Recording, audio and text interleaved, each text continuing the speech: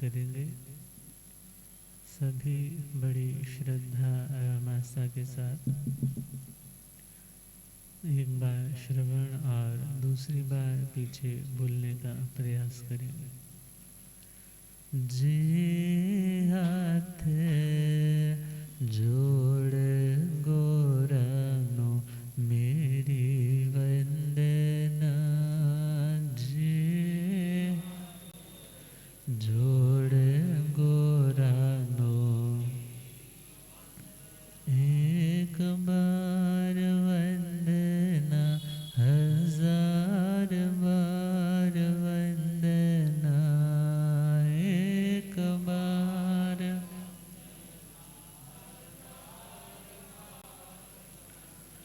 लाख बार वंदना, करोड़ बार वंदना, लाख बार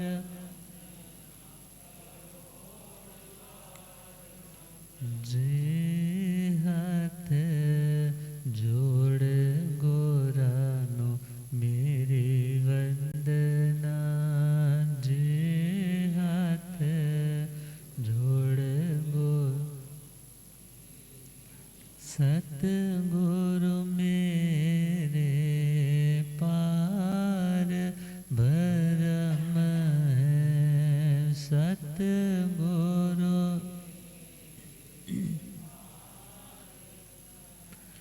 दिन रात जग दे जोत अगम है, दिन रात जग जे तेरे द्वारे ते आणो नयो संगना, जे द्वारे ते आणो नयो, जे हाथ जोड़ गोरानो मेरी वंदना, जे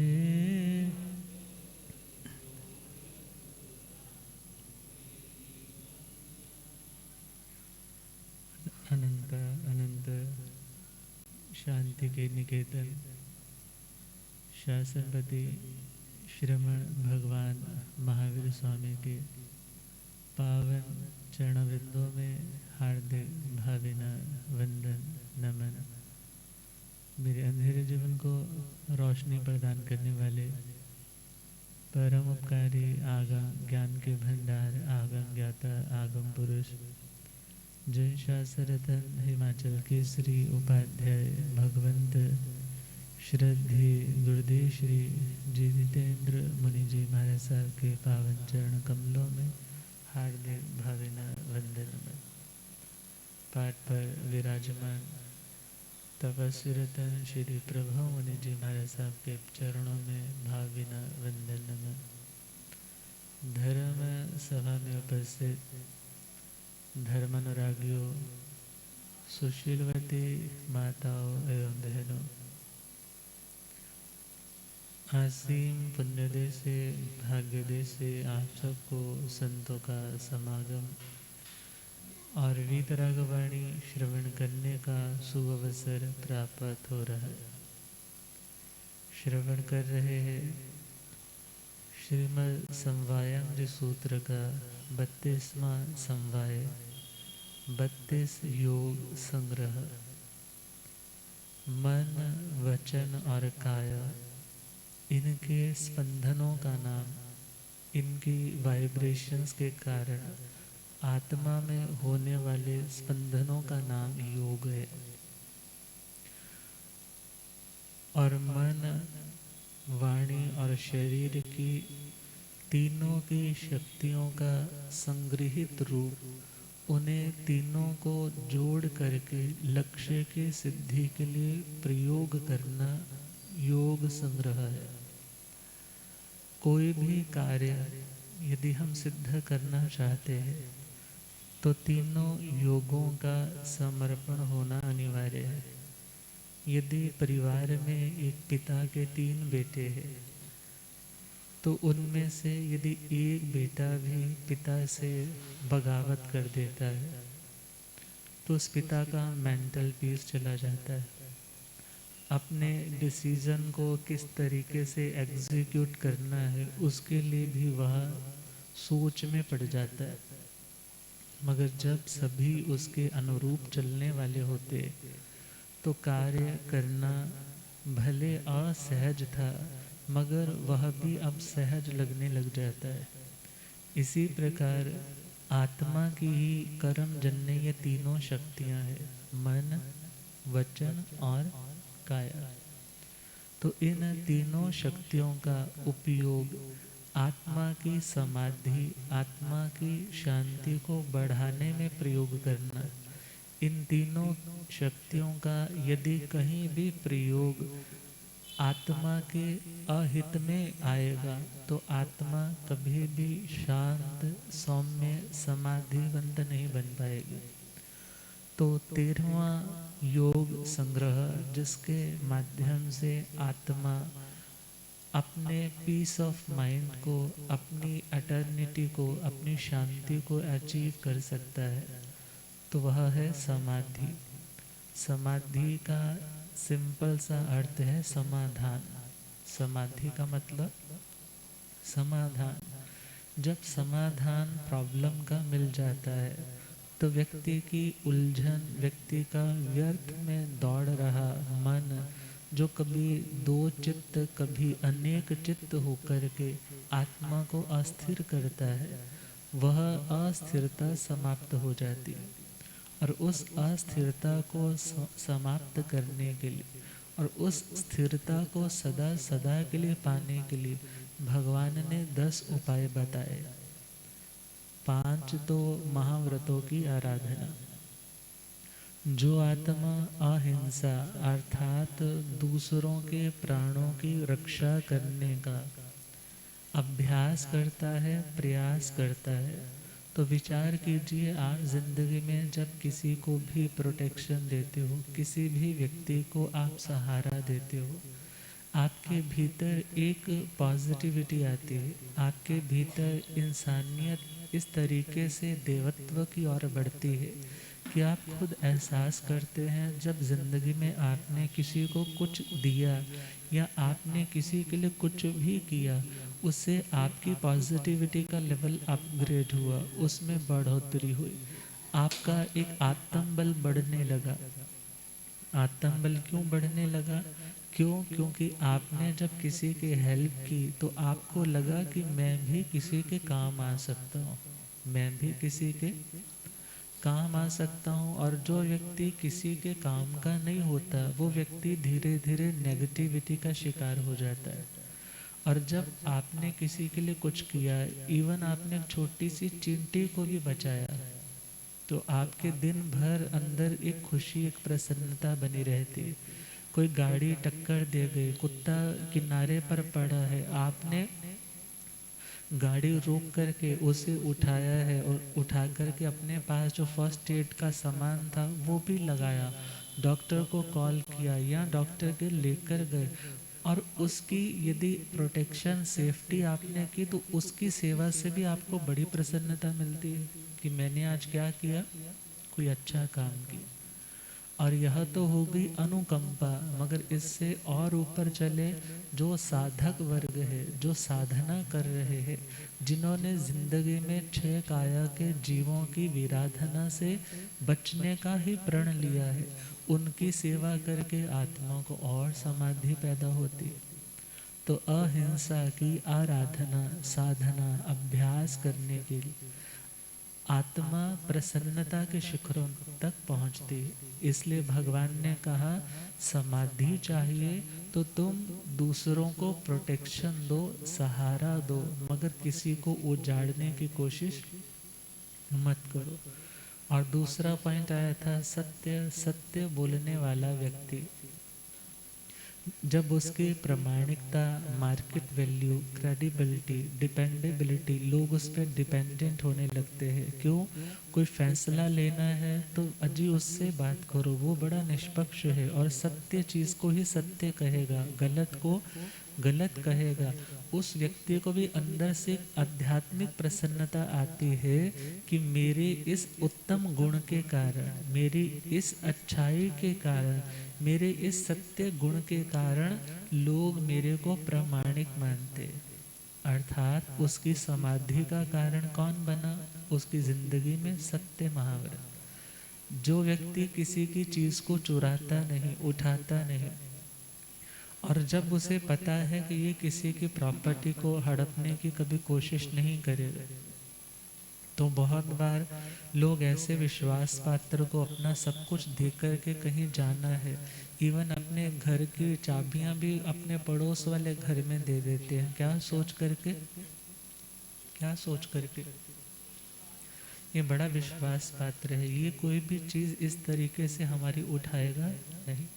अब विचार करो, अभी आपने कभी नोटिस नहीं किया, मगर आप यदि इस पॉइंट के ऊपर भी चिंतन करने लगो और अपने आप को पॉजिटिव करने के लिए इस पॉइंट को यदि तुम थोड़ा सा कॉन्टेम्पलेट करो कि तुम्हारे ऊपर किसी को कितना विश्वास है, और उस विश्वास के कारण तुम्हें कितनी आध्यात्मिक प्रसन्नता, शायद तुम उस प्रसन्नता को अनुभव नहीं कर पाते, मगर हाँ अप्रसन्नता का अनुभव ज़रूर करोगे जब वो व्यक्ति बोले कि मुझे इसके ऊपर विश्वास नहीं, मैं तो दूसरे व्यक्ति को अपनी चाबी दे करके जाऊंगा।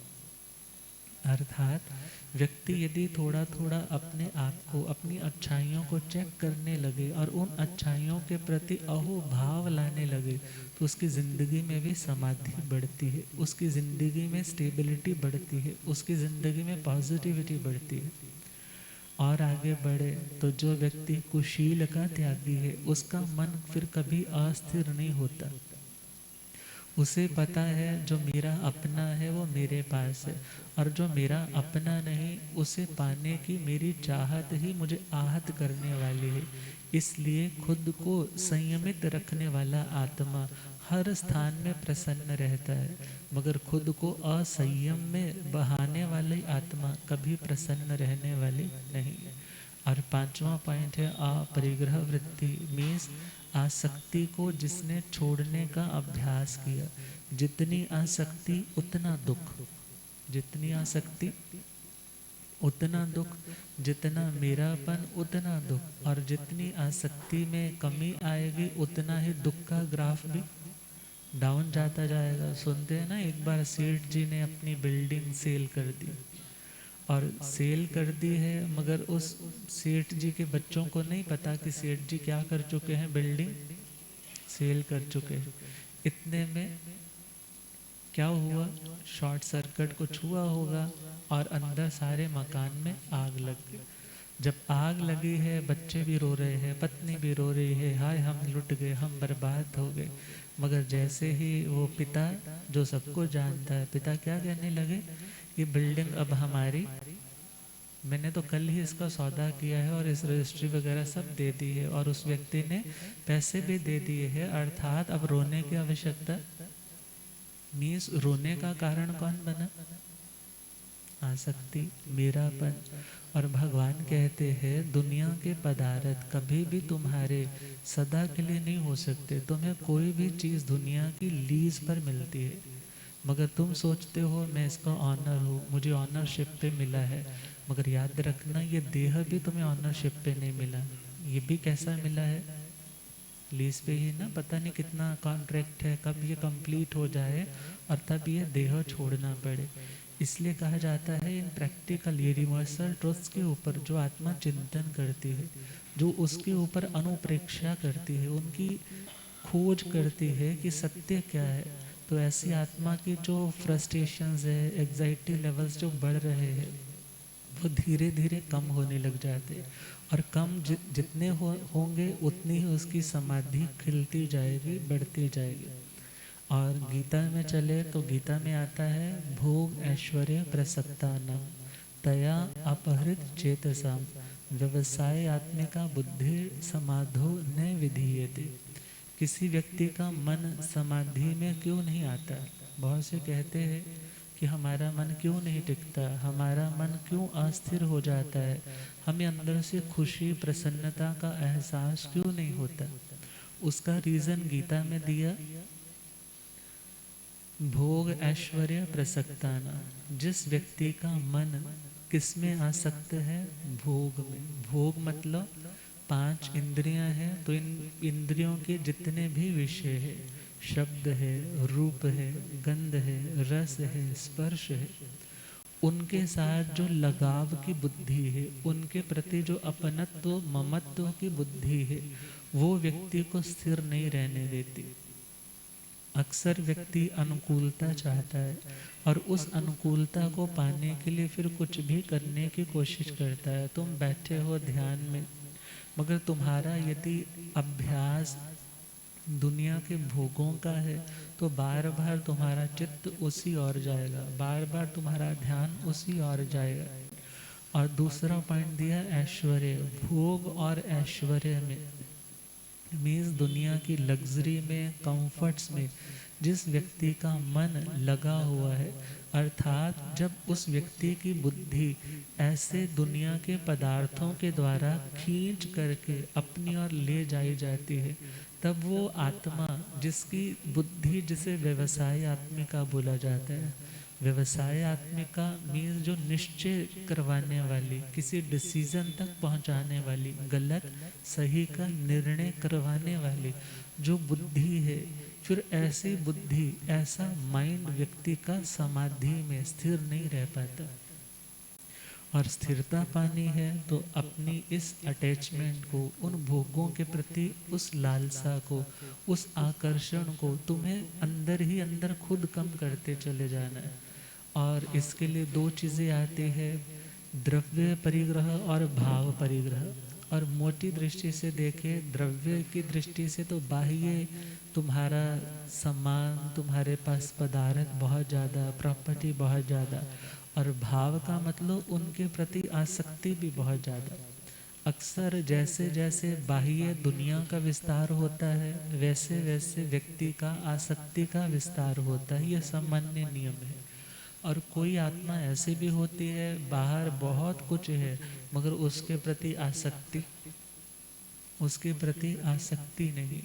तो उस आसक्ति को त्यागने वाला ही आत्मा, भगवान कहते हैं, वो समाधि में आती है, शांति में आती है, उसका पीस ऑफ माइंड मेंटेन रहता है। और झगड़ा या रगड़ा किसके कारण होता है? इसी परिग्रह बुद्धि के कारण होता है। और आगे बढ़े, 5 समिति की आराधना आत्मा को स्थिरता देती है। 5 समिति, समिति का मतलब सम्यक प्रवृत्ति, सही डायरेक्शन में उठाया गया कदम हमें मंजिल तक जोड़ने वाला, मंजिल पर पहुंचाने वाला बनता है। और भगवान कहते हैं समिति की आराधना तुम्हें समाधि देगी, शांति देगी। और इन 5 समितियों में आत्मा दूसरों को कष्ट ना पहुंचाने का अभ्यास करता है, क्योंकि जिंदगी है, हर समय तो तुम हाथ पे हाथ धर के ऐसे बैठे नहीं रह सकते, हर टाइम तो तुम अपनी जुबान को लॉक लगा करके नहीं बैठ सकते। अर्थात भोजन भी चाहिए, पानी भी चाहिए, वस्त्र भी चाहिए, बोलना भी, कम्युनिकेट करना भी ज़रूरी है। अपने भावों का संप्रेषण, उन्हें डिलीवर, कन्वे करने के लिए तुम्हें शब्दों का सहारा भी चाहिए। चलना है तो चलने के लिए तुम्हें कदमों को उठाना भी पड़ेगा। तो इन सभी प्रवृत्तियों में भगवान कहते हैं यदि यत्न आ जाए, यदि क्या आ जाए? यत्न। यत्न देखा जाए, भगवान का कहने का अर्थ कि तुम्हारी क्रिया जब किसी के अहित का कारण नहीं बनती, तो याद रखना वो क्रिया तुम्हारे भी अहित का कारण नहीं बनेगी। जब तुम्हारी इंटेंशन दूसरे को दुख देने की है, तो तुम भी कभी सुखी नहीं रह सकते। तो यत्न का मतलब यत्न करना, यत्न का मतलब, और गीता में शब्द आता है योगा कर्म सुकौशलम। योग क्या है? कर्म करने में कुशलता, कर्म करने में कुशलता। कुशलता, वर्ड कुशल यदि आपको समझाएं तो कुशल शब्द कैसे बना? पुराना टाइम होता था तो लोग घर में कुशा लेकर आते थे, अब उस कुशा का बहुत कुछ बनता था। आजकल तो जस्ट वो यूज़ आपके मंत्र इत्यादि वो छिड़कने जल इत्यादि के लिए लोग सनातन पद्धति में यूज़ करते, मगर उन कुशाओं को जब लेकर आना है तो उस कुशा का नुकीला अग्रभाग, जब व्यक्ति उस कुशा को काटता तो बहुत बार हाथों पे भी कट लग जाते। तो जो व्यक्ति उन कुशाओं को कुशान लाती लुनाती, अर्थात जो उन कुशाओं को इतनी निपुणता से काटता कि उसके हाथ पर कोई कट नहीं लगता, कुशाओं को इतनी निपुणता के साथ काटता कि उसके हाथ पर कोई कट नहीं लगता, तो सामने वाला कहता तो बहुत कुशल है। तो कैसा है, काम भी किया और उस काम के बावजूद भी तुम्हें कोई नुकसान नहीं हुआ। तो इसी प्रकार कुशल का मतलब जब कहा योगा कर्म सु कौशल, मीन्स तुम कर्म भी करोगे मगर उस कर्म के कारण तुम्हारा भी कोई नुकसान, कोई ऐसा कर्म का तुम डिपॉजिट नहीं करोगे, ऐसा कोई कर्म नहीं बांधोगे जिसके कारण तुम्हें कभी नुकसान कभी दुख आए। और उसी योगा कर्म सु कौशलम को यदि हम अपनी जैन पद्धति के अकॉर्डिंग देखें तो जैन पद्धति में शब्द दिया जयं चरे जयं चिट्ठे जयं मासे जयं से जयं भुजंतो भासंतो पाव कम्म ने बंधे। प्रभु कह रहे हैं कि हर टाइम तो तुम रुक करके नहीं बैठ सकते, और वो शैलेशी अवस्था आए बगैर उस 14वें गुणस्थान से पूर्व की अवस्थाओं में तो क्रियाशील रहोगे। तो उस क्रियाओं को किस प्रकार करना, यत्न से। कैसे करना, यत्न से। और उस यत्न से क्रिया को करने का नाम ही समिति है। यत्न से करने का नाम ही क्या है, समिति है। सपोज आपने पैसा कमाया, आपके पास 5 लाख है, मगर एक वो पैसा है कि पंजाबी में बोले तो व्यर्थ की फूफा, हाँ जस्ट दिखावा, शो ऑफ करने के लिए रिश्तेदारों में या 4 लोगों में सोसाइटी में तुमने उसको 5 लाख को बर्बाद कर दिया। और एक वही 5 लाख है तो तुमने देखा कि कहाँ किसी को सहयोग की आवश्यकता है, मुझे नाम नहीं चाहिए, मगर यदि किसी के घर की आज हालत बुरी है और मेरा अपना सहधर्मी है तो मुझे उसकी हेल्प में उसको लगाना, कोई पढ़ने वाला उसके लिए लगाना, या अपने भविष्य के लिए उसको मुझे संजो कर रखना, मगर यदि उसका प्रयोग करना पड़े तो अच्छी जगह पे करना। मीन्स यदि आपके पास 5 लाख है तो आप उसको आग की भट्टी में या नहर में तो नहीं ना तिरा देते। आप क्या सोचते हो, मैं इससे कुछ ना कुछ बढ़िया करूं जिससे मुझे कोई ना कोई प्रॉफिट, कोई ना कोई लाभ हो।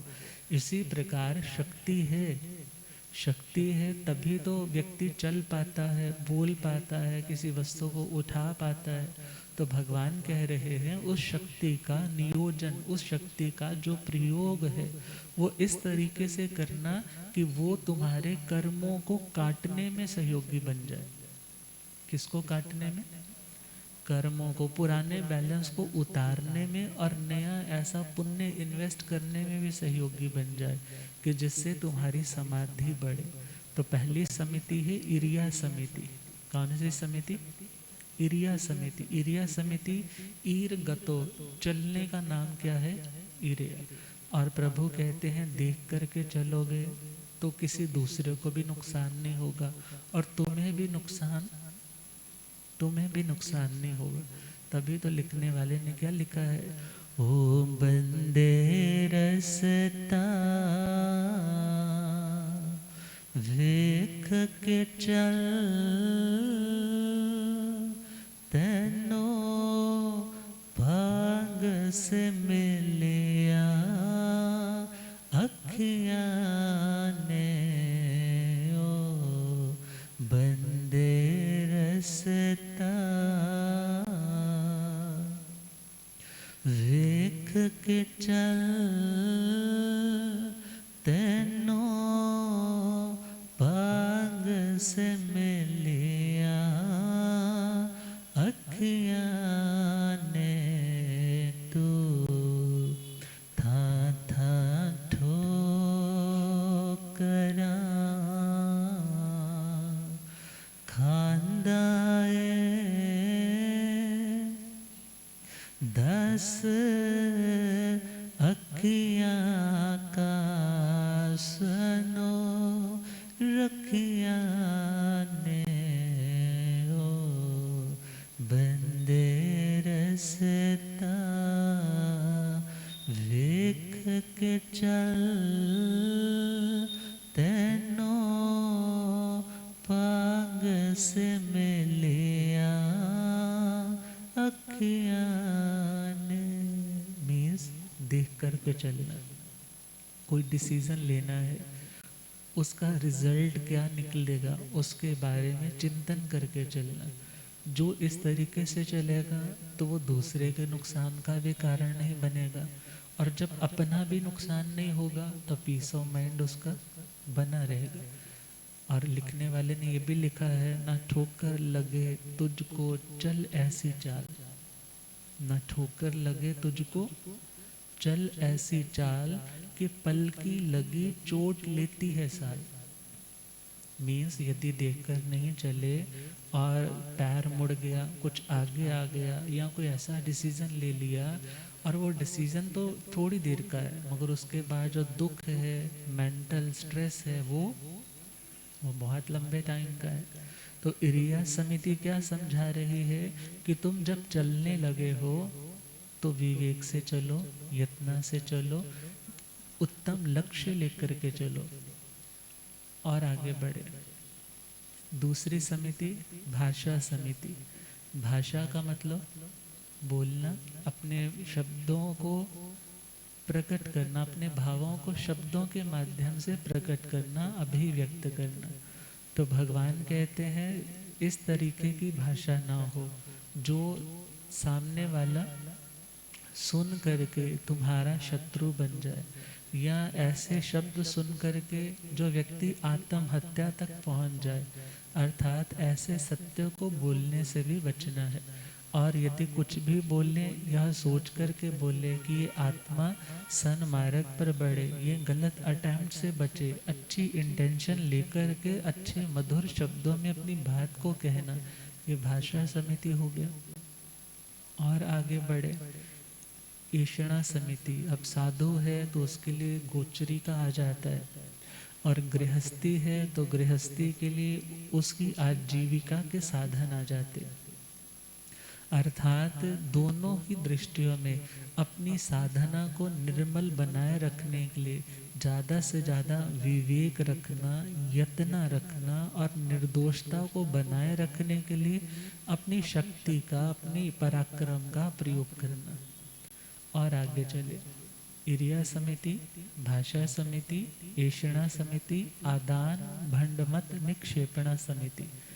आदान मतलब ग्रहण करना, भंड मत का मतलब है, पंजाबी में शब्द बोलते हैं ना पांडे, हाँ, तो मीन्स बर्तन, उसके पात्र इत्यादि, और कोई भी पदार्थ है। प्रभु कहते हैं यदि यत्न से ग्रहण करोगे तो असमाधि नहीं होगी।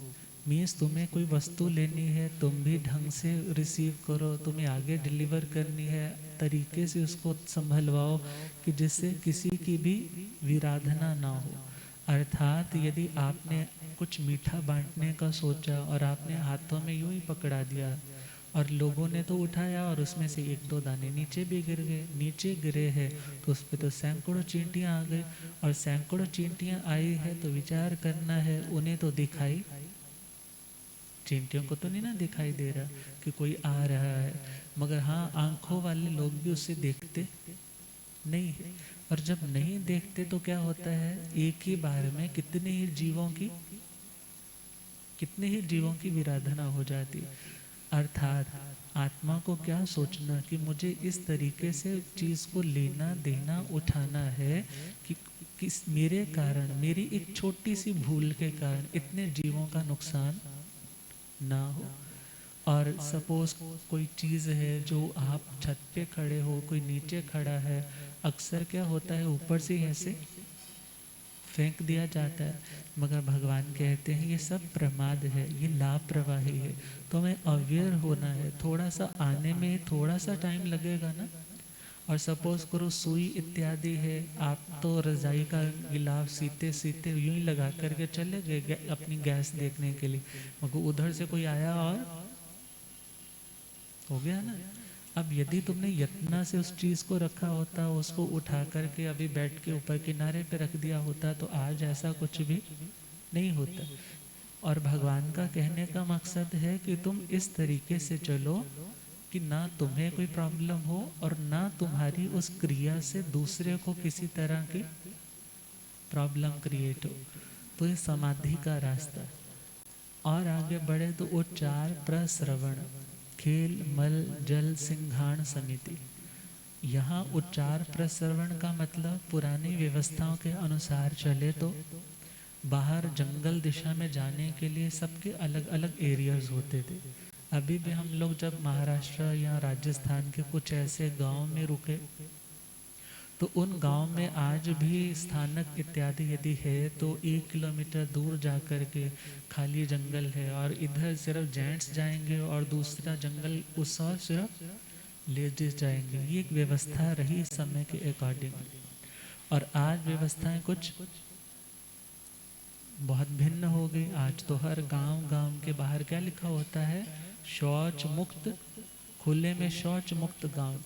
अर्थात अपनी अपनी समय के अकॉर्डिंगली भले चेंज आए और किसी ने एक्सेप्ट किए किसी ने एक्सेप्ट नहीं किए, भले अयत्न रहती, क्योंकि बाकी साधनों का उपयोग करने में कहीं ना कहीं दोष तो रहता ही है, मगर हाँ संघ का किसी प्रकार से प्रभाव गलत ना जाए या ऐसे स्थानों की अवेलेबिलिटी अब कम हो चुकी है, इसलिए कोई और रास्ता गलत ना अपनाना पड़े।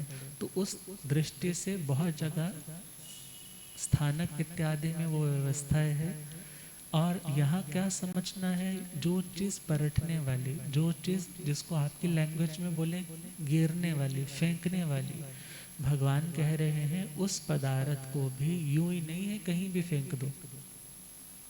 अक्सर इंडिया में लोग क्या बोलते हैं, हमारा इंडिया तो बहुत, देखो जी कहीं भी कोई पान खाता है कहीं थूक देता है, कोई कुछ खाता है अपना चिप्स का पैकेट खाया गाड़ी से यूं ही फेंक देते हैं, पानी बिस्लेरी का पिया वो बॉटल कहीं सड़क पे फेंक देते। और जी फॉरेन में तो ऐसा नहीं होता, फॉरेन में तो सब लोग बहुत अवेयर है। अब विचार करना है, आप इंडियन लोग ही फॉरेन में जाकर के तो बहुत डिसिप्लिन्ड हो जाते हो और इंडिया में आते ही फिर दोबारा से वही हाल हो जाता है। अब विचार करना है, भगवान तो कह रहे हैं कि तुम्हें यदि कोई चीज़ फेंकने वाली जब अब यूजलेस हो गई है तो उसे इस तरीके से नहीं गिरा देना है कि आने जाने वालों की दृष्टि पड़े, उनको बुरा लगे या संक्रमण इत्यादि उन पदार्थों से होकर के लोगों के रोगों का कारण बने, बल्कि ऐसे एकांत निर्जन स्थान पे उस चीज़ को तुम्हें परिस्थापना मीन्स जैसे बोलते हैं ना, स्थापना कर देना, रख देना, यत्ना पूर्वक उसको रखना। इवन भोजन करते करते कोई कंकर भी आ जाए तो ये नहीं हाथ में लिया और यूं मार दिया, साधु के लिए तो कहा आया उसको रख लो और फिर बाद में यत्ना पूर्वक जाकर के उसको उस स्थान पर उसकी परिस्थापना कर दो। मगर जहाँ अयत्ना होगी, जहाँ अविवेक होगा, और वो सोसाइटी भी सिविलाइज्ड सोसाइटी नहीं कहलाएगी। अर्थात बहुत बार अक्सर क्या होता है, कई शहरों में पुराने कल्चर है ना, नीचे से वो गंदगी घरों की लेकर जाने के लिए व्यक्ति आया है और ऊपर से क्या कर देते हैं, और बहुत बार लिफाफा बेचारा नीचे आते आते फट जाता है और गंदगी इधर उधर बिखर जाती। टाइम कितना लगेगा ऊपर से नीचे आने में, बहुत थोड़ा सा, मगर वो एक आदत है और उस आदत को हमने ही मेंटेन किया। यदि अच्छी आदत, हम दूसरे की गलती निकालने में तो बहुत जल्दी जजमेंट दे देते, मगर अपनी गलती को सुधारने के लिए भगवान ने ये संदेश दिया और कहा यदि तुम ध्यान रखोगे और इस तरह हर व्यक्ति अपनी ड्यूटी समझेगा कि मुझे गंदगी नहीं फैलानी, तो वहाँ पर वो नारा दिया ना, कहते हैं स्वच्छ भारत अभियान। अब वो स्वच्छ भारत अभियान सबसे पहले स्टार्टिंग तो तुम अपने घर से करो कि मुझे अपने घर को कैसा रखना है। ये नहीं है कि कुछ पड़ा है तो पड़ा है, गंदगी पड़ी है तो वहीं पड़ी है। और सेकंड तुम्हें कोशिश करनी है तो जिस स्थान पे तुम रेगुलर जाते हो, तुम्हारा ऑफिस है या तुम्हारा वो धर्म स्थान है, हाँ धर्म स्थान है, ये नहीं है कि खाया पिया और वहीं पर प्लेट पड़ी है तो पड़ी है तो पड़ी है, मगर जितना विवेक रखोगे, जितनी यत्ना रखोगे, जितनी वो चीज़ शुद्ध और स्वच्छ लगेगी, देखने वाले को भी अच्छा लगेगा और तुम्हारा भी वहाँ मन लगेगा। क्योंकि द्रव्य समाधि, क्षेत्र समाधि, काल समाधि, भाव समाधि, 4 टाइप से आत्मा को स्थिरता मिलती। अच्छे पदार्थ का सेवन करने से भी उसे अच्छा लगता है, अच्छी जगह पर जाने से, जो नीट एंड क्लीन पीसफुल जगह है, वहाँ जाकर के भी उसका मन क्या होता है, बोलते हैं मन बड़ा लगता है जी। और तीसरा काल समाधि, जब अच्छा मौसम चल रहा हो, बिल्कुल किसी तरह की डिस्टरबेंस ना हो, ऐसे समय में जब तुम साधना करते हो तब भी अच्छा लगता है। और जब भावों में कोई उथल पुथल ना चल रही हो, जो भावना की दृष्टि से भी तुम शांत बैठे हो, तब तुम्हारी समाधि फलीभूत होने लगती है। तो 5 टाइप समिति के, क्रिया समिति, भाषा समिति, ईषणा समिति, आदान भंडमत निक्षेपणा समिति और उच्चार प्रश्रवण समिति। भगवान ने कहा कोई भी चीज़ जो बेकार भी हो गई है उसे यूं ही फेंकना नहीं है, बल्कि तुम्हारे प्रयोग में नहीं तो ऐसे स्थान पर उसे बैठे कि जिससे किसी और का भी नुकसान ना हो। ये ना हो इधर तो लोगों की सोसाइटी है और तुमने अपनी गंदगी के ढेर किसी स्थान पे लगाने शुरू कर दिया और संक्रमण ऐसा फैला कि लोग बीमारी की चपेट में आने लगे। कारण एक जगह गंदगी है और वो गंदगी फिर गंदगी को ही इनवाइट करेगी, अट्रैक्ट करेगी। और तुम्हें ऐसे ही स्थान पर अपने उन व्यर्थ पदार्थों को रखना है जहाँ पर किसी को किसी भी प्रकार का नुकसान ना हो। और फिर पूछने वाले कह देते हैं जैन धर्म में तो हमने सोचा था जस्ट आत्मा की बात होती है, मगर जैन धर्म इतना प्रैक्टिकल धर्म है, इतना रेलेवेंट धर्म है, यदि समझा जाए तो तुम एक डिसिप्लिन और समझदार इंसान बन पाते हो। गुरुदेव पधारे। हो रब मेरा सत गुरु बन के,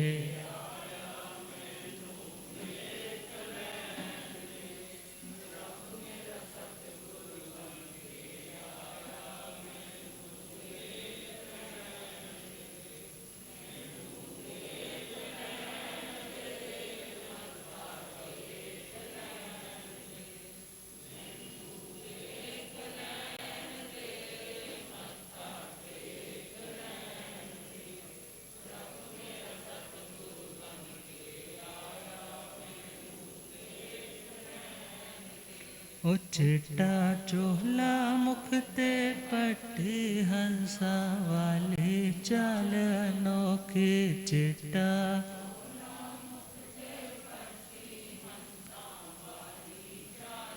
होते चुकदा है संसार मैनो, होते चुकदा है संसार मैनो। हो रब मेरा सतगुरु बन के आया मैनो। भूलिया गम ज्ञाता आगम पुरर्जन शास्त्र धन हिमाचल के श्री उपाध्याय भगवंत श्रद्धे गुरुदेव श्री जितेंद्र मुनि जी महाराज की जय। तो हमने 10 तरह से आत्मा को समाधिवंत बनाने के उपाय सुने। अब 10 तरीके और है जिन कारणों के उपस्थित होने पे आत्मा को शांति मिलती है।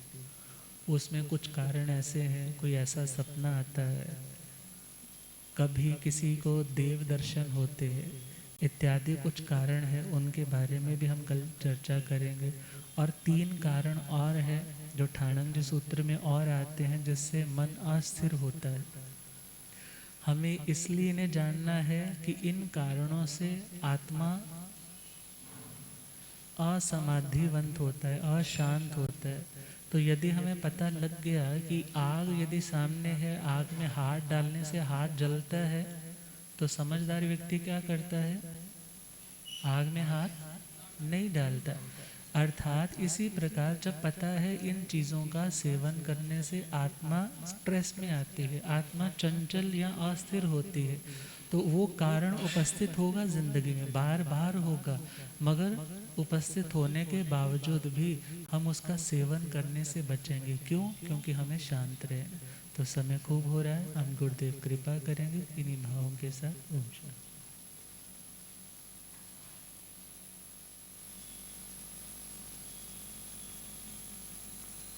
नमो जीणवयण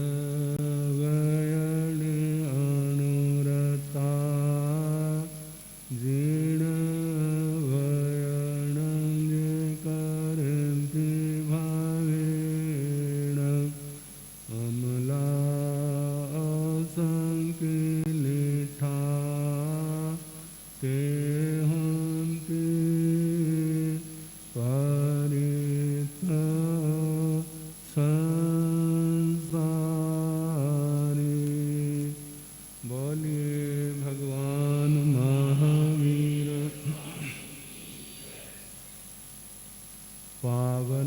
चरित गुरुदेव जी बंधु मन वच काय भव सागर को तरण में करो हमारी सहाय। जिन शासन जिन वाणी सदा जयवंत हो, श्रवण संग सदा अविचल मंगल हो। मुक्ति को प्राप्त श्रमण भगवान महावीर स्वामी, उनकी परम पावन कल्याणी भागवती वाणी वाचक प्रमुख श्री इंदर भूति गौतम आदि गणधर भगवन युग प्रधानाचार्य परम पूज्य श्री सुधर्मा स्वामी जी महाराज, उनकी परम पावन पाठ परंपरा वर्तमान आचार्य ध्यान योगी परम पूज्य श्री शिव मुनि जी महाराज एवं गुरुजन सबकी पावन चरण सरोजों में मेरा अनंत अनंत बार वंदना नमस्कार। उपस्थित धर्म प्रेमी सज्जनों, माताओं तथा बहनों,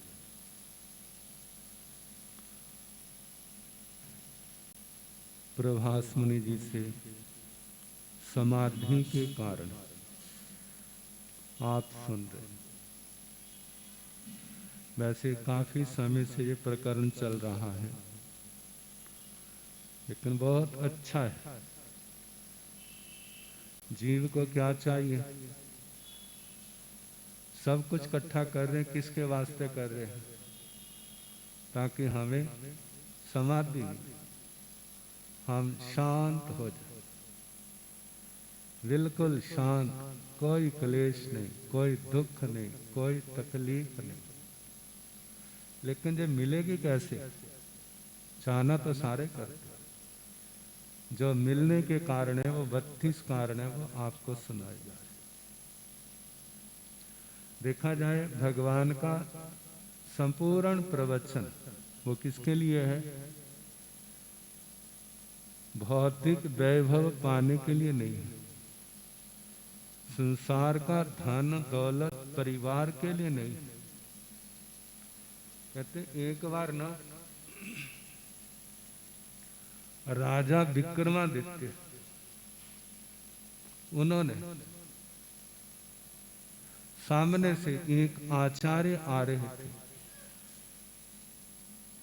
उनका नाम था सिद्ध सेन दिवाकर, और लोग जयकारे लगा रहे थे, लगाते हैं ना। तो जिनके प्रति सम्मान जितना ज्यादा होता है ना, उनका जयकारा भी क्या होता है? उतना जोर से और उतना बड़ा होता है। तो उन्होंने कहा कली काल सर्वज्ञ, कल युग के सर्वज्ञ आचार्य श्री सिद्ध सेन दिवाकर जी। तो राजा था, कभी वो आचार्य राजसभा के विद्वानों में विशिष्ट विद्वान थे, लेकिन अब संत बन गए, आचार्य बन गए। तो उन्होंने देखता, मन के अंदर आए, मैं देखता हूं कितने सर्वज्ञ हैं। उन्होंने मन मन से क्या किया, नमस्कार किया, और उन्होंने हाथ उठा के ऐसे कहा, धर्म लाभ। कहते मैंने तो आपको नमस्कार नहीं किया, आपने आशीर्वाद दिया। कहते आपने मन से दिया, मन से किया, बोलो किया जा नहीं? कहते किया तो है। कहते औरों को नमस्कार किया जाता है, कोई कहते हैं लंबी आयु वाला बना, ये बोलते हैं ना, पुत पोतों वाला बना, देते ना आशीर्वाद, ज्यादा करके यही आशीर्वाद होते हैं। तेरे जीवन में समाधि हो ऐसा तो कोई भी नहीं कहता। तो कहते जी आपने क्या आशीर्वाद दिया, धर्म लाभ। तो आचार्य श्री सिद्ध सेन दिवाकर जी ने कहा, यदि हम जे कहें पुत्र पोत्रों वाला बन, तो रावण के कितने बेटे थे? कहते ना 1 लाख पूत 1.25 लाख नाती, लेकिन उस रावण के घर ना दीवा ना बाती, तो क्या वो संतान रक्षा कर लेगी? धृतराष्ट्र के कितने बेटे थे, लेकिन वो क्या कारण बने? परिवार के विनाश का कारण। दुनिया में धन दौलत वाले कितने हैं, अधिकारों वाले कितने हैं, क्या किसी के शांति है? नहीं है। अब बड़े बड़े लोग जब काम करके थक जाते हैं, तो उस समय क्या मन के अंदर होते हैं? अब आराम से नींद आ जाए। क्या हो जाए? आराम से नींद आ जाए। अब आराम की नींद के लिए कोई गोलियां खाता है, कोई नशा करता है, उसके बिना नींद नहीं आती। तो सारा किसके वास्ते है? शांति मिले। लेकिन कहा इन लोगों के पास ये सब कुछ है, लेकिन किसी को संतुष्टि नहीं है। संतुष्टि कहां? कहते जहां पर धर्म लाभ होगा, जहां पर सच्चे अर्थों में धर्म होगा, वहां पर शांति होगी। जहां धर्म नहीं है वहां पर शांति भी नहीं। लेकिन बोलने वाले का मुंह थोड़ा पकड़ा जा सकता है। कहते हैं आजकल दुनिया में अशांति किसके कारण है? दुनिया में अशांति किसके कारण है? इन धर्मों के कारण, इन संप्रदायों के कारण। कोई कहता मेरा संप्रदाय बड़ा, मेरा धर्म बड़ा, दूसरा कहता नहीं मेरा बड़ा, तीसरा कहता मेरा बड़ा। किसी के धर्म संप्रदाय बढ़ रहे हैं और किसी के संप्रदाय घट रहे हैं। उनके कितने चिंतन चलते, हमारा घट रहा है तो क्यों घट रहा है? अब फिर उसके आगे कितने संघर्ष होते हैं। बढ़ने वाले का मेरा और कैसे बढ़े, इसी में लगे हुए हैं। लेकिन शांति की बात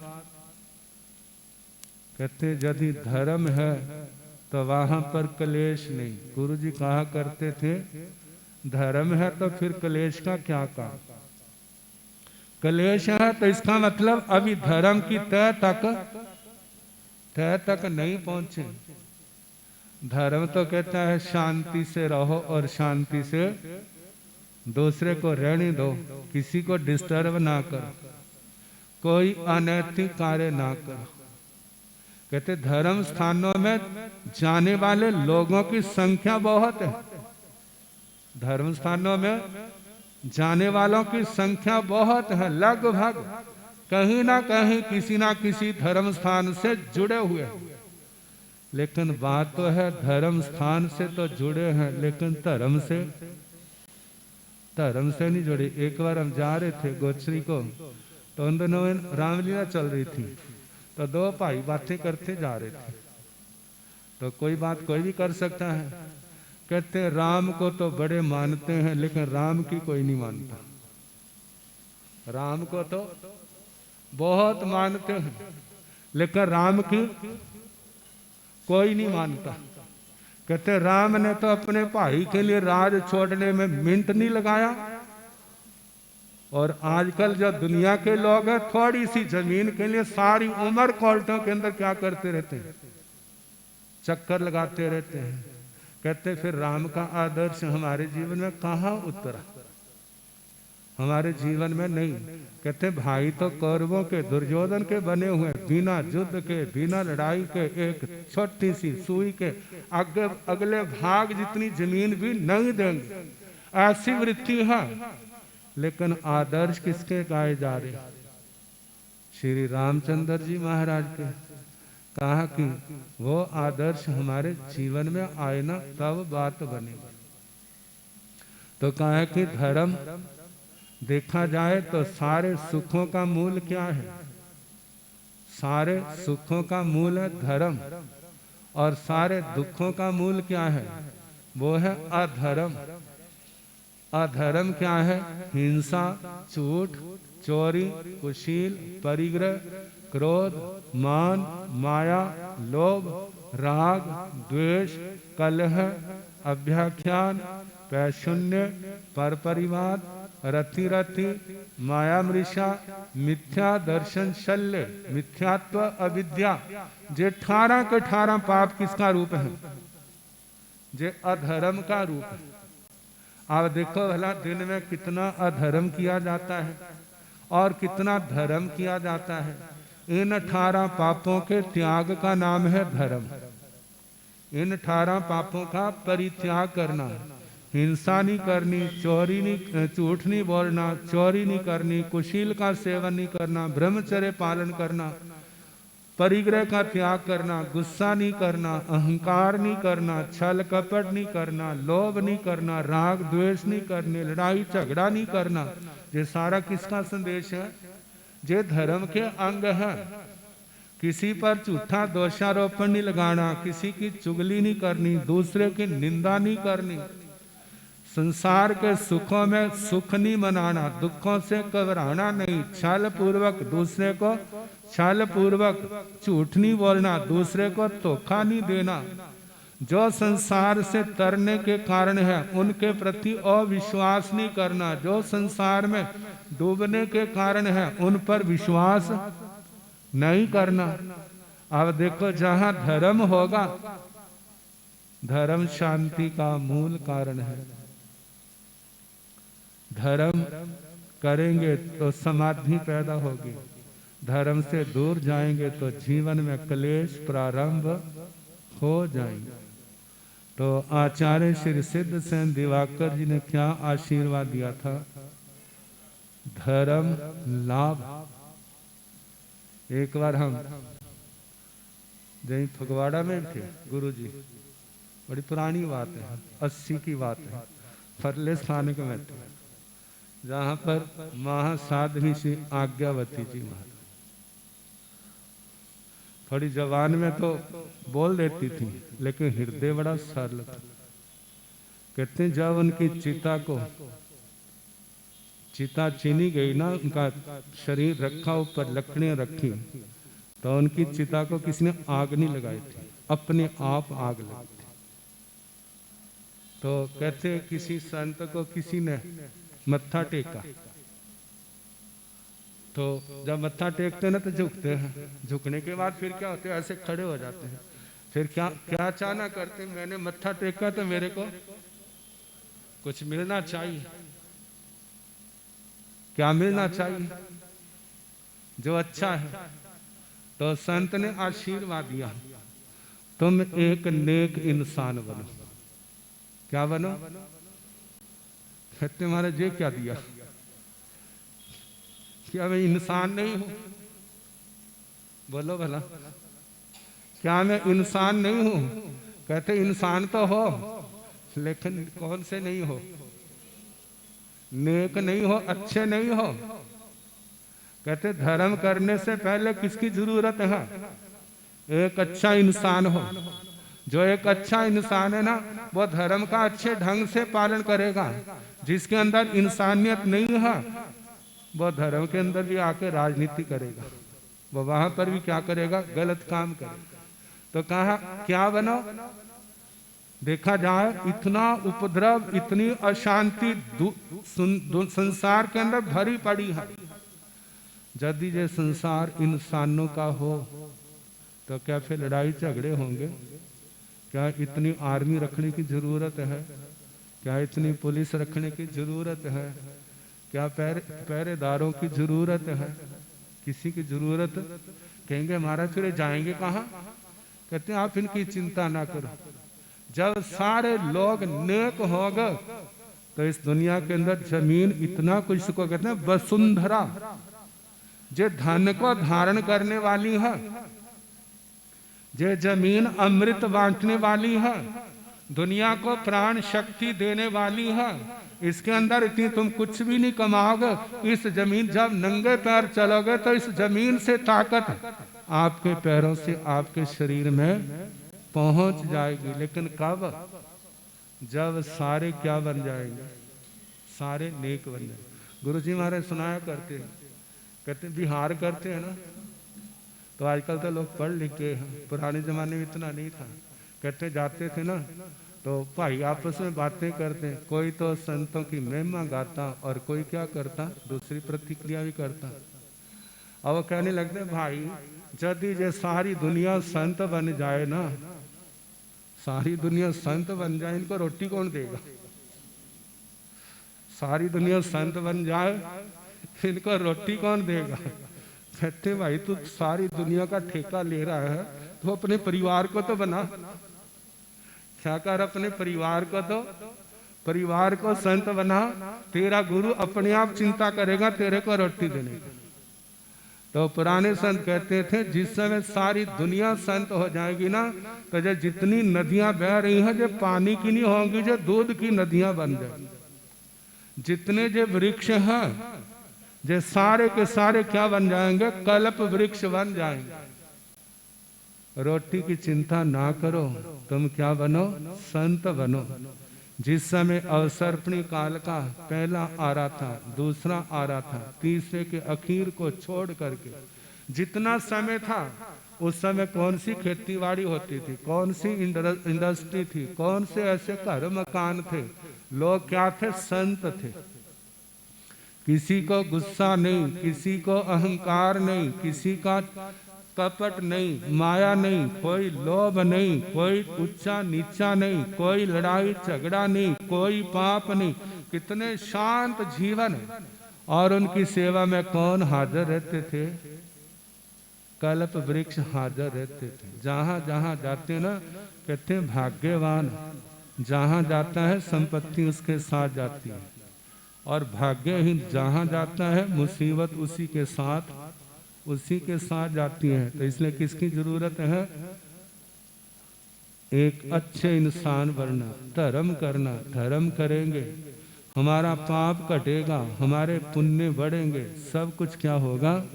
आनंद ही आनंद होगा। इसलिए कहा जाता है, राजा को क्या आशीर्वाद दिया था? क्या कौन सा लाभ मिले आपको? जैसे कहते सारी वनस्पतियों का मूल क्या है? सारी वनस्पतियों की जान क्या है? सारे लोगों की जान क्या है? सारे लोगों की जान क्या है? कहते घी के बिना तो हमारा गुजारा हो जाएगा, हो जाएगा ना? पानी के बिना हो जाएगा? 2 दिन वाटर सप्लाई वाले पानी बंद कर दे तो क्या दशा होगी वाला? सबका जीना क्या हो जाएगा? कहा जैसे सारी वनस्पतियों का, सारे प्राणियों का मूल जान क्या है? वो पानी है। इसी प्रकार सारे संसार के सारे सुखों की जान जो है, जड़ है, वो क्या है? धर्म है। जहाँ धर्म है वहाँ सब कुछ अच्छा होगा, उनका भविष्य अच्छे से अच्छा होता जाएगा। जहाँ धर्म नहीं है, पाप है, तो चाहे कितना भी बड़ा क्यों ना हो, दिन प्रतिदिन कटते कटते कटते कहाँ पहुँच जाएगा? कहते जहाँ धर्म करने वाले हैं उनके लिए कहा एकम दूज के चांद हैं। आज वह छोटे दिख रहे हैं, लेकिन बढ़ते बढ़ते पूर्णमासी के चांद बन जाएंगे। लेकिन जिनके जीवन में धर्म था लेकिन अब छोड़ दिया है, वो किसके समान है? पूर्णमासी के चांद के समान। उसके बाद क्या होगा? पूर्णमासी के बाद फिर एकम दूज तीज आएगी। जैसे जैसे दिन बीतते जाएंगे चंद्रमा की कलाएं कटती जाएंगी, और एक दिन ऐसा आएगा अमावस्या का केवल एक कला शेष रहती है, दूरी के कारण से वो भी दिखाई, दो कलाएं भी दिखाई नहीं देती। लेकिन जिस समय तीन कलाएं आती हैं तब थोड़ी सी पश्चिम की ओर नजर में आता है। तो कहा हम धर्म को समझें। जब धर्म हमारे जीवन में आएगा तो हमारे सारे शांति के समाधि के द्वार खुलते जाएंगे। और यदि धर्म को हमने छोड़ दिया तो फिर इस आत्मा का रक्षा करने वाला कोई भी नहीं है। धर्म का मतलब ये नहीं है कि संप्रदाय में एडमिशन ले लिया तो हम क्या बन गए? धार्मिक बन गए। कहा कि एडमिशन लेने से कोई बच्चा विद्वान नहीं बन जाता जब तक अपने गुरुओं के अध्यापकों के कठोर अनुशासन में रह करके मेहनत नहीं करता। इसी प्रकार धर्म संप्रदाय में आकर के जब गुरुओं का उपदेश को हम आचरण के रूप में नहीं लाते तब तक हमारे दुर्भाग्य की रेखाएं मिटेंगी नहीं और सौभाग्य की रेखाएं पड़ेंगी नहीं। तो कहा कि दुर्भाग्य की रेखाओं को मिटाना है, सौभाग्य की रेखाओं को पैदा करना है, तो क्या है? इस धर्म के रास्ते पर चलना पड़ेगा। अधर्म को छोड़ना होगा। जितने अंश अधर्म के हमारे जीवन में है वो सारे निकल जाएं और धर्म के सारे अंश हमारे अंदर प्रकट हो जाए। समय आपका हो गया है। अब थोड़ा सा कार्यक्रम में फरीदकोट से एक बहन आई है, एक अकेली नहीं आई, परिवार सारा आया। आज उनका 8वां व्रत है। 84 में इन्होंने मांस खमन किया था और उस व्रतों का मांस खमन जिसके कारण से संघ ने चद्दर दी थी और उसके साथ हमने लिखाया था तपस्वी रत्ना। तो वो बहन आई है। आज उनका 8वें व्रत का पचखान है। तो प्रभास मुनि जी अब जैसा आगे उपवास का पचखान ले लें पहले। तपस्या करने वालों को हनुमोदना हनुमोदना हनुमोदना बारंबार हनुमोदना हनुमोदना हनुमोदना बारंबार। तपस्या करने वालों को, जिन शासन की शान बढ़ाने वालों को। आप सभी ने कल ट्रायल देख लिया था कि तपस्वी का अभिनंदन कैसे करते हैं। तो आज दूसरे तपस्वी आए हैं तो उनके अभिनंदन के लिए भी कल कईयों के भाव बने होंगे कि हम भी कुछ करें, हम भी कुछ ना कुछ अर्पित करें। तो बहन शुचि जी के आज 8 उपवास के उपलक्ष्य में जो भी उनका अभिनंदन करना चाहता है वो अपने भाव थोड़े मेंटेन कर ले। अब तपस्या की बोली वही उनका अभिनंदन करने के लिए पधारेगा। तो अभी मैं ज़्यादा बड़ी बोली नहीं लगवा रहा। इनके 8 उपवास हैं तो आपके लिए पहला सबसे बोली पहली है तेला, 3 उपवास। ओ बूहा तर मंदा खोलो जे बूहा तपस्या वाले आंदे सारे जय जय। तपस्या वाले आंदे सारे। आने वाली दीपावली तक 3 उपवास जिस किसी का भाव बन रहा हो वो बहन शुचि जी की तपस्या की अनुमोदना अभिनंदना करने के लिए आगे आ सकती है। बहुत हिम्मत है। 8 तेले तो दे ही दो आप, 8 ही है। इनका एक आशनों का सोनी जी की मिसेस का चल रहा है, और उधर भूपेंद्र जी की श्रीमती जी और शुचि जी के मम्मी जी 3 तेले आए हैं। अभी 5 और चाहिए। हिम्मत कीजिए, दीपावली बहुत दूर है और दिवाली तक तो लगभग कोई ना कोई तेला तो कर ही लेता है। हिम्मत कीजिए, हिम्मत कीजिए और तपस्या की बोली उठाने का अपना भाव आप प्रकट कीजिए। घर में आपके तपस्वी आया है तो तपस्वी की अनुमोदना के लिए 3 उपवास भाई नरेश जी के घर से भी उन्होंने भी भावना रखी है। 4 तेले हो गए, 4 रह गए अब तो। हिम्मत कीजिए, जिस किसी का सोनू जी की बेटी, बहुत बहुत साधुवाद है। तपस्या की बोली लेने वालों को बस अब 3 शेष है। हिम्मत कीजिए, भाई लोग भी कर सकते हैं। भाई जिनेश जी उन्होंने भावना रखी है, 6 हो गए हैं। और होशियारपुर से पधारे हैं एडवोकेट साहब, उन्होंने भी 3 उपवास की भावना रखी है। 3 उपवास और कोई लास्ट तेला, 1 तेला और है फिर तपस्वी आत्मा के अभिनंदन के लिए। और इधर बहुत बहुत हिम्मत है भाई अम्मी जी के मम्मी जी, उन्होंने भावना रखी है। तपस्या की बोली लेने वालों को आशीष जी की मम्मी, उन बहुत बहुत साधुवाद है। तो 8 तेले, एक बार आप बैठ जाइए, हम थोड़ा सा और आगे चले। जो तेला नहीं कर सकते तो खुले रूप में साल के, 1 साल के खुले रूप में 50 एकाशने, 1 साल में 50 एकाशने खुले में करने हैं। कभी भी रेगुलर नहीं है, आपको 50 एकाशने कंप्लीट करने हैं। एक बार अपने स्थान पे खड़े होकर के पच्चखान ले लें गुरुदेव से, जिस जिसकी भावना बन रही है। इधर सेठी जी की श्रीमती जी भी, अक्षय की मम्मी जी, बहुत बहुत 3 नाम तो आगे हैं। चौथा बहन मीनू जी,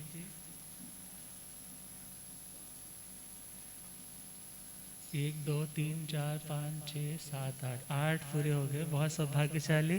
तपस्या की बोली लेने वालों को हर्ष हर्ष।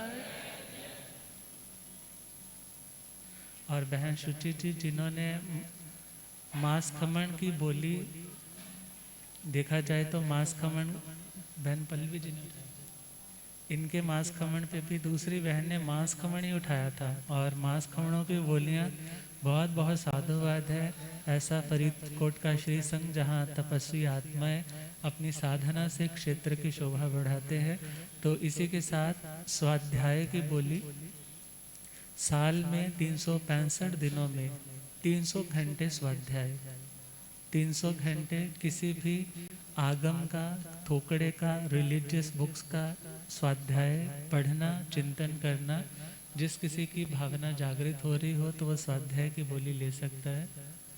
साल के 365 दिनों में ओनली फॉर 300 आवर्स। हिम्मत कीजिए, 300 घंटे स्वाध्याय। हाँ, बहुत हिम्मत की है। सरल की, हाँ, 3 बहनें खड़ी हुई हैं। तपस्या की बोली लेने वालों को हर्ष हर्ष। अरे दम से तो बोलो, हर्ष हर्ष। जो तपस्या कर रहे हैं, बोलियां उठा रहे हैं, उनकी अनुमोदना के लिए तो जुबान खुलनी चाहिए ना। तो इसी के साथ साल के 365 दिनों में 250 दिन का चौबिहार, 250 डेज चौबिहार, चौबिहार 250 दिन का चौबिहार। देखो इस बहाने आपकी तपस्या एक मर्यादा में आओगे, खुद को भी लगेगा कि हाँ मैंने भी कुछ किया। और ये मौके होते हैं कि गुरुओं की कृपा होती है और साथ साथ तपस्या भी। भाई दिनेश जी एक इधर से सिर्फ एक खड़े हुए हैं। 250 दिन के चौबिहार बहनों की ओर से, 250 डेज, साल के 365 दिनों में 250 दिन का चौबिहार। यदि ये लगता है बाहर का कुछ ऐसा जाने वाने का, तो विचार करो कि जब तपस्या, आपको पूरा दिन भूखे नहीं रहना है, आपके पास तो जस्ट सारा दिन है खाने का और सिर्फ रात्रि का चौबिहार है। और गुरुदेव कहा करते हैं 12 महीने आप तप लगातार नहीं कर सकते, मगर चौबिहार से आधे साल की तपस्या का फल मिल जाता है। तो हिम्मत कीजिए, जिस किसी की भावना हो, एक नाम और आ जाए, 250 दिन का चौबिहार, 250 डेज चौबिहार के, रात्रि चौबिहार के। हिम्मत कीजिए, हिम्मत कीजिए। अगली बोली पे आए, साल के 365 दिन, और 365 दिनों में पुच्छी सुणंका जाप 1100 बार, 1100 बार पुच्छी सुणंका एक साल में जाप हो जाएगा। बहुत बड़ी टर्म नहीं है, हिम्मत कीजिए, अपने अपने स्थान पे खड़े हो जाइए। वीर स्तुति है भगवान महावीर स्वामी जी की, गणधर आचार्य श्री सुधर्मा स्वामी जी कृत ये रचना है, आगम में आई हुई रचना भगवान महावीर स्वामी का गुणानुवाद है। हिम्मत कीजिए, जिस किसी की भावना जागृत हो रही है, बहन बॉबी जी भावना तो बना रही है, तो 3 नाम पचखान ले लीजिए खड़े होकर के, जिस जिसकी भावना है। तपस्या की बोली लेने वालों को हर्ष हर्ष हर्ष हर्ष। तो इन्हीं मंगलमय शुभ भावों के साथ बहन शुचि जी, इनको यहाँ इनवाइट कर लें। चेयर रख दीजिए इधर आप, हाँ इधर चेयर दे दीजिए एक। और जिन्होंने तपस्या की बोलियां उठाई हैं वो बहन शुचि जी का अभिनंदन करने के लिए, हाँ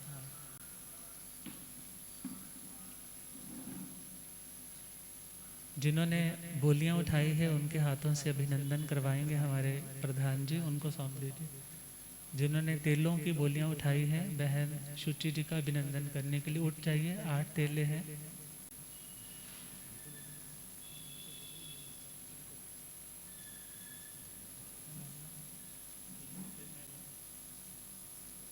इधर दे दो, बाकी पास आ जाएं, साथ आ सकते।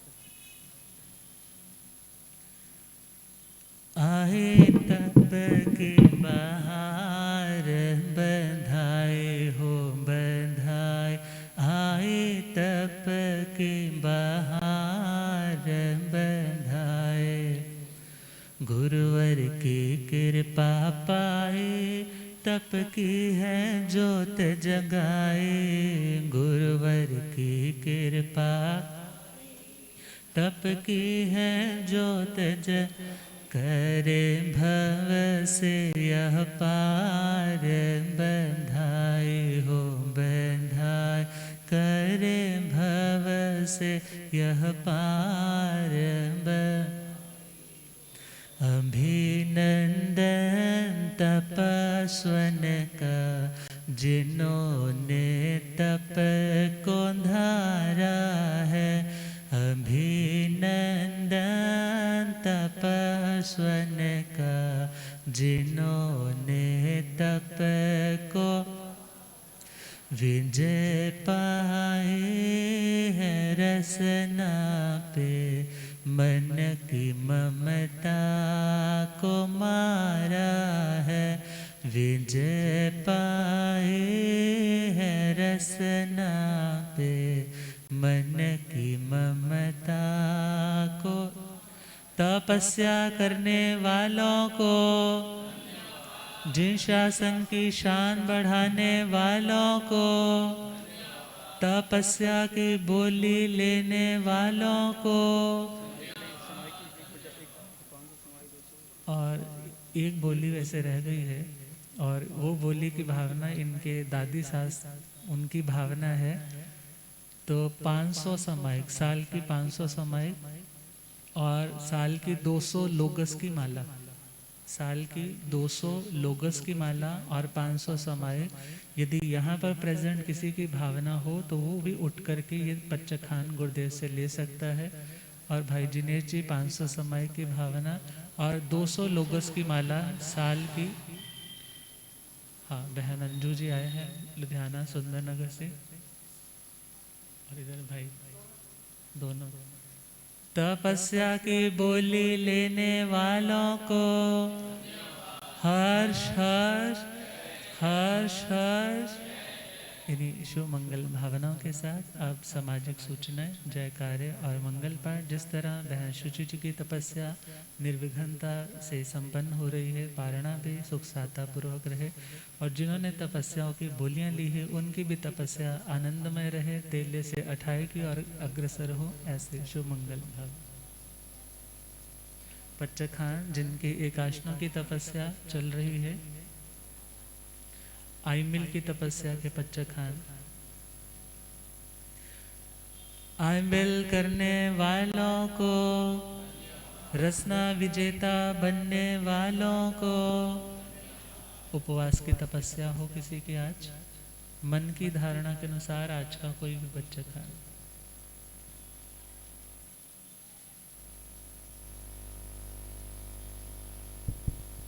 बोले श्रमण भगवान महावीर स्वामी की। सूर्य सम तेजस्वी हो तुम, सूर्य सम तेजस्वी हो तुम, अनुपम ज्ञान निधान, चंद्र सम सौम्यता के धारी, जैन जगत की शान। परम आदरणीय, परम वंदनीय, परम पूजनीय, जन जन की आस्था के केंद्र, पंडित रत्न पूज्य गुरुदेव श्री जगदीश मुनि जी महाराज साहब के सुशिष्य रतन, आगम ज्ञाता, आगम पुरुष, जिन शासन रतन, हिमाचल के स्त्री, उपाध्याय भगवान श्रद्धे गुरुदेव श्री जितेंद्र मुनि जी महाराज साहब, बसवी रतन श्री रमन मुनि जी महाराज साहब, थाने 6 के पावन चरण कमलों में मैं फगवाड़ा श्री संघ की तरफ से वंदन नमस्कार करता हूं और आपकी तप संयम यात्रा और स्वस्थ की शुभ मंगल कामना करता हूं। धर्म सभा में उपस्थित सभी भाई बहनों को मेरी सादर जय जितेंद्र। कहते हैं बड़ी पावन होती है वो धरा जहां पर संतों और साधुओं के चरण पड़ते हैं। ऐसे महान संतों के फगवाड़ा भूमि पर, फगवाड़ा धरती पर चरण पड़ने से फगवाड़ा भूमि का रोम रोम प्रसन्नचित हो गया है और हम सब बड़े भाग्यशाली हैं। हमें ऐसे महान संतों का पावन सानिध्य मिल रहा है और उनके सानिध्य में भगवान की वाणी, जिन वाणी अरिहंतों भगवंतों की वाणी सुनने का हमें अवसर प्राप्त हो रहा है। बाहर से आए हुए सभी गुरु भक्तों का फगवाड़ा श्री संघ हार्दिक स्वागत करता है, अभिनंदन करता है और आपसे विनम्र निवेदन करता है कि आपके भोजन व जलपान की व्यवस्था नीचे जैन हॉल में की गई है, हमें सेवा का मौका देकर कृतार्थ करें। फरीदकोट से पधारे हुए मीनाक्षी जैन, सुनील जैन, जैन सभा फगवाड़ा को 3100 रुपये दान स्वरूप दे रहे हैं, तो मैं संघ की तरफ से आपका बहुत बहुत आभार प्रकट करता हूँ। अब सभी मिलकर गुरु वंदना करेंगे। ओहो गुरुदेव जी महाराज, हम आपके ज्ञान दर्शन चारित्र एवं तप संयम यात्रा की सुख साता पूछते हैं तथा हाथ जोड़कर, मान मोड़कर, तीखोतों के पाठ से वंदन नमस्कार करते हैं। तीखो तो आयानंग पयानंग करेमी वंदामी, नमन स्वामी सप्तारेमी सम्मानेमी कल्याणं, मंगलम देव्यम चेव्यम पज्वा स्वामी मथे। तीखो तो आयानंग पयानंग करेमी वंदामी, नमन स्वामी सत्कारेमी सम्मानेमी कल्याणं, मंगलम देव्यम देव्यम पज्वा स्वामी। तीखो तो आयानंग पयानंग करेमी वंदामी, सत्कारेमी सम्मानेमी कल्याणं, मंगलम देव्यम देव्यम पज्वा स्वामी मथे।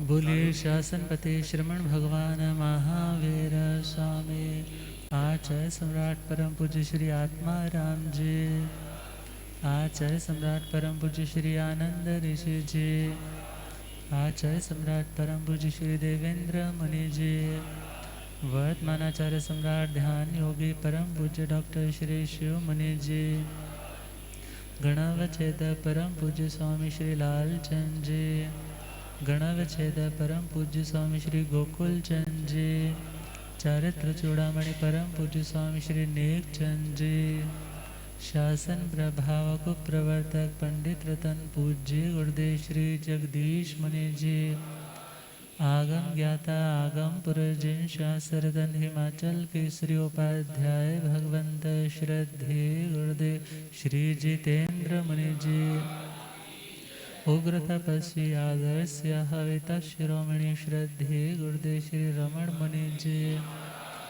जैन धर्म सभी साधु सत्यों की मंगल पाए।